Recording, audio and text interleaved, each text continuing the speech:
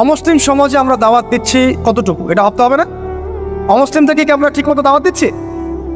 এই যে আপনাদের পার্বত্য অঞ্চলে পুরো জায়গাটা কিন্তু অমুসলিম অধ্যুষিত, আমাদেরকে ওদেরকে দাওয়াত দিতে হবে, ওদেরকে দাওয়াত দিতে হবে। কে জানে তাদের মধ্য থেকে আনসারি সাহাবীর মতো সাহাবী বের হতে পারে, কে জানে তাদের মধ্য থেকে উমর ইবনে খাত্তাব বের হতে পারে, আমার যারা যা খেদমত হচ্ছে না তার দ্বারা সেটা হতে পারে। তাই দাওয়াতটা সাম্প্রদায়িক করবো না, দাওয়াতটা আমরা সবার মাঝখানে ছড়াবো ইনশাআল্লাহ। এটা কিন্তু সিরাতের শিক্ষা। তার মানে মুসলিম অমুসলিম সবাইকে দাওয়াত দিব। আল্লাহ পাক তৌফিক দান করেন, যোগ্যতা দান করেন। আমি এই দাওয়াত চলতে লাগলো প্রথম 3 বছর। 4র্থ বছর থেকে প্রকাশ্যে দাওয়াত শুরু হলো, যখন ওমর, হামজা এরকম কিছু সাহাবী আস্তে আস্তে ইসলাম কবুল করতে লাগবে। মানে তখন মিছিল শুরু হচ্ছে, মিছিল। ওমর রাদিয়াল্লাহু আনহুর কথা একদম মানে স্পষ্ট যে ইয়া রাসূলুল্লাহ সাল্লাল্লাহু আলাইহি ওয়াসাল্লাম, আলাসনা আলাল হক, আমরা কি হকের উপরে নাই? আলাইসু আলাল বাতিল, তারা কি বাতিলের উপরে নাই? তাহলে আমরা কেন এখন ঘরের ভিতরে নামাজ পড়বো? চলেন আমরা কাবা ঘরে গিয়ে নামাজ পড়ব।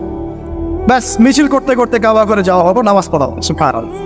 ওই উপর থেকে আপনারা হজমরা যারা করেছেন হয়তো দেখছেন, আবু জাহেলের বাড়ি বলে একটা জায়গায় আর কি, তাই না? ওই টয়লেট বানানোটা আসলে কতটুকু সহি আমি জানি না। ওইখানে পিছনে কিছু পাহাড় আছে, পাহাড়গুলোর উপরে উঠে তখন ওই মোশরিকটা দেখছিল, আর আবু জাহেল ওই মিছিলে আক্রমণ করার চেষ্টা করেছে, কিন্তু উতবা বিন রাবিআ আসিয়া বলেছিল ভুলেও এই মিছিলে আক্রমণ করো না, ওখানে দেখো 2 জন বীর সেনা আছে, ওই যে হামজা, ওই যে ওমর, গেলে একটি পিছিয়ে ফেলাই দিবে। তো এখন আমরা চাই আমাদের ভাইদের মধ্যে হামজা আর ওমর উঠে আসুক, তখন আরো প্রকাশ্যে কথা হবে।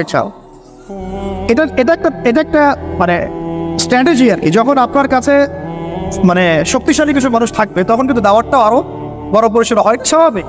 এই জন্য আমরা আমাদের সরকার হোক, প্রশাসন হোক, আমাদের অমুসলিম ভাইরা হোক, ইভেন আপনারা যারা আছেন আমাদের দিনী ভাইরা, সবাইকে আমভাবে দাওয়াত দেবো যে আপনারা ওমর আর হামজা হয়ে যাও, ইসলামের দিকে আসেন, ওমর আর হামজা হয়ে যান ইনশাআল্লাহ। আপনারা আমাদেরকে প্রোটেক্ট করবেন। দেখেন, আল্লাহ নবী সাল্লাল্লাহু আলাইহি ওয়াসাল্লামকে আমি প্রোটেক্টের কথা বলছি বাহ্যিক অর্থে, প্রোটেকশন তো আল্লাহ পাক দেন। মানে তারা কারা ডান হাত বাম হাত হয়েছিল, কারা ঢাল হয়েছিল, সাহাবীরা না? সেই সাহাবী হতে হবে আপনাদের। আমাদের ওস্তাদ বড় অনেক ওস্তাদ অনেক কথা বলছে, অনেক কাজ করছেন, আর আমাকে বলেন তাদের অবর্তমানে তাদের জায়গা যখন আপনি করতে পারবেন কিনা, ওই যোগ্যতাটাকে আমরা অর্জন করছি কিনা, এটা আমাদেরকে ভাবতে হবে। আমাদেরকে অনেক ক্রিয়েটিভ চিন্তা করতে হবে যে আমাদের ওস্তাদরা যে কাজগুলো করছেন তাদের অবর্তমানে আমরা সেই লেগেসি বজায় রাখতে পারবো কি পারবো না, আদৌ সেই জেনারেশন তৈরি হচ্ছে কিনা, গ্যাপ হয়ে যাচ্ছে কিনা আবার কোনো, এবং তারা যেভাবে দিনের জন্য কাজ করছেন তাদের জান মান ইজ্জত পরিবার এগুলো দেখভাল করার দায়িত্ব আমাদের আছে কি নাই বলেন? এটাই ভাই, আমি নিজের কথা বলি যে আমাদের কাছে একসময় বাজার করার টাকাও ছিল না, এমন একটা সময় গিয়েছে, এবং কাউকে আমরা বলতেও পারছিলাম না যে আমাদের টাকার দরকার।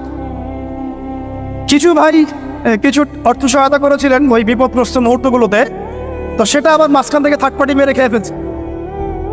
এখন আমি একটা কথা বলি, আমরা দাওয়াতের কাজ করব, আমরা শরিয়ার প্রতিষ্ঠার চেষ্টা করব, ঠিক আছে, ওলামা ইকরামরা করবেন, আপনাদের ঊর্ধ্বতন নেতা যারা তারা করবেন, কিন্তু তাদের জান, তাদের মাল, তাদের পরিবার, তাদের আহাল, তাদের ভরণ পোষণ, এই বিষয়গুলো দেখার দায়িত্ব কি আমাদের নাই আদৌ?